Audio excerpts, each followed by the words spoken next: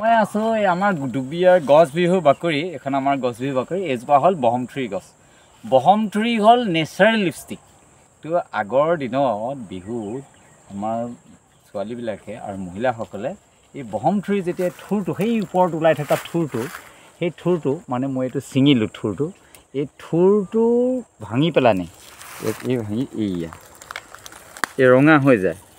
ৰঙা হৈ যোৱাৰ পাছত এয়াকে তেওঁলোকে ওঠত লগাইছিলে বিহুৰ সময়ত ওঠত লগাইছিলে এইটো নেচাৰেল লিপষ্টিক ওঠত লগাইছিলে আৰু এইখিনিকে গালত লগাইছিলে তো গালবিলাক মানে ফাটি যাওঁ হয় আৰু মানে নিজৰ ভাল লাগে আৰু যে একদম তেজাল হৈ উঠে তো এইবিলাক ৰঙা হৈ যায় এনেকৈ তো এইটো হ'ল এইকাৰণেই লগোৱা যায় বহমথুৰি যে স্কিন ভালে ৰাখিবলৈ আৰু ওঠখন নাফাটিবলৈ কাৰণে ব্যৱহাৰ কৰে।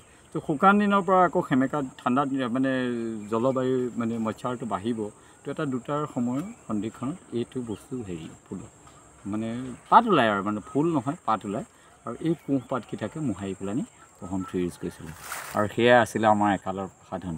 কিন্তু আজি কোন কোম্পানীৰ লিপষ্টিক বনাই আমাৰ উঠবিলাক ফালি চিৰি পেলালে।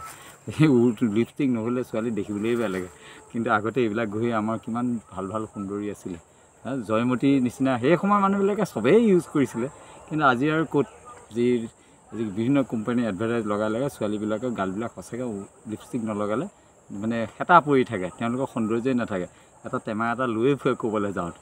কিন্তু এইটো এদিন আমাৰ প্ৰসাধন আছিলে। গতিকে আহক আমি ঘৰতে লগাই আমি এইবিলাক সংৰক্ষণো কৰিব লাগে আৰু ঔষধি বস্তুবিলাক ব্যৱহাৰ কৰি আমি নিৰোগীও হৈ থাকিব লাগে।